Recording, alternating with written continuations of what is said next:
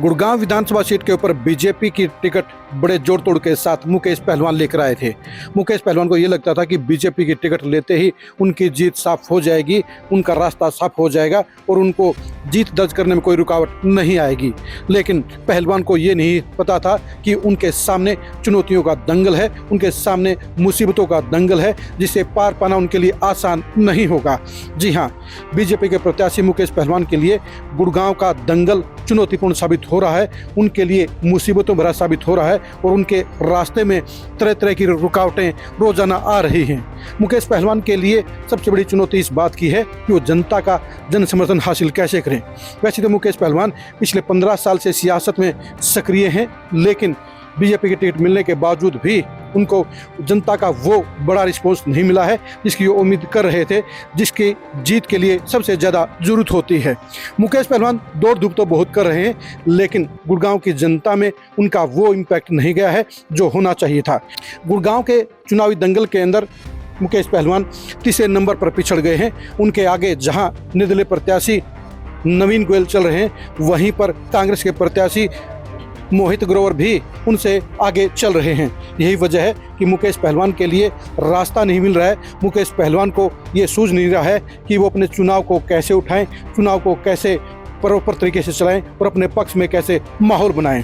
गुड़गांव का समीकरण बता रहा है कि वहां मुकेश पहलवान के पक्ष में बीजेपी के नेता, वर्कर और वोटर भी नहीं हैं, क्योंकि मुकेश पहलवान की इलाके में, शहर में वो पकड़ कभी नहीं रही जो एक अच्छे नेता के लिए, असरदार नेता के लिए जरूरी होती है।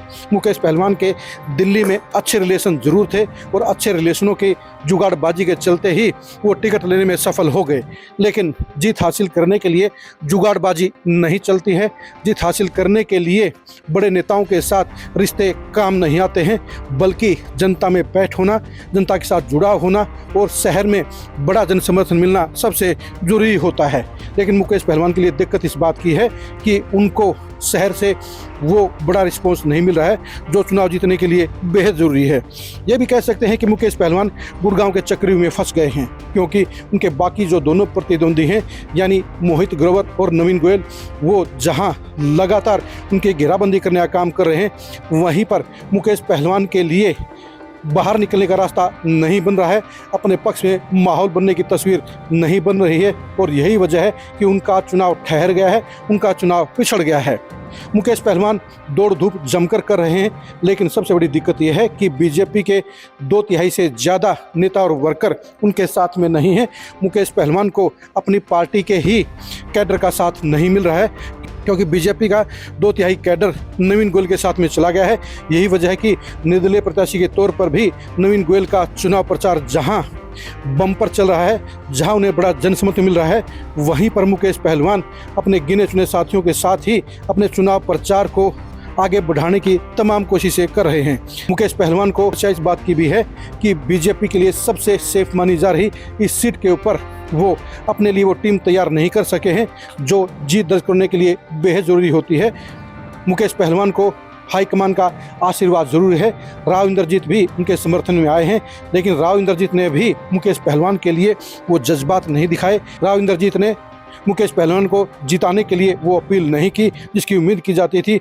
राव इंद्रजीत की टीम भी उनके साथ में वो दमखम नहीं लगा रही है जो लगाना चाहिए था, क्योंकि जेल शर्मा भी बीजेपी को छोड़कर कांग्रेस में चले गए हैं, नवीन गोयल भी बीजेपी से बाहर चले गए हैं। ऐसे में मुकेश पहलवान के पास में ना कोई साथ देने वाले बड़े नेता हैं, ना ही साथ देने वाला बड़ा कैडर है और यही वजह है कि गुड़गांव के दंगल के अंदर मुकेश पहलवान के पसीने छोड़ रहे हैं और वो तीसरे नंबर पर पिछड़ गए हैं। आपको बता दें कि गुड़गांव के समीकरण 2014 और 2019 की तरह 2024 में भी बीजेपी के पक्ष में साफ तौर पर नज़र आ रहे थे। ये भी कह सकते हैं कि गुड़गांव जिले में अगर बीजेपी की सबसे कोई मजबूत सीट थी तो वो गुड़गांव सीट लग रही थी। उनके सामने कोई चुनौती नज़र नहीं आ रही थी।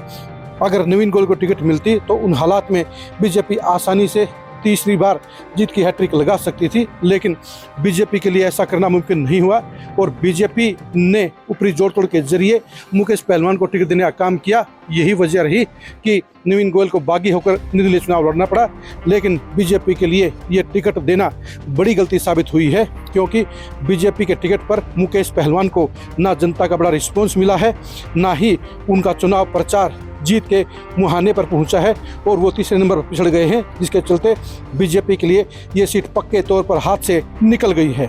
मुकेश पहलवान के चुनाव प्रचार के बारे में आपका क्या कहना है, ये आप कमेंट में ज़रूर बताइए। गुड़गांव के इस चुनावी दंगल में कौन जीतेगा, ये भी कमेंट में ज़रूर बताइए। गुड़गांव सीट के ऊपर नवीन गोयल और मोहित गौर के जीत के कितने चांस हैं, ये भी जरूर बताइए। गुड़गांव के दंगल में कौन विजेता साबित होगा, ये भी कमेंट करके जरूर बताइए। आप हमारे फेसबुक पेज को फॉलो कीजिए, आप हमारे यूट्यूब चैनल को सब्सक्राइब कीजिए। नमस्कार।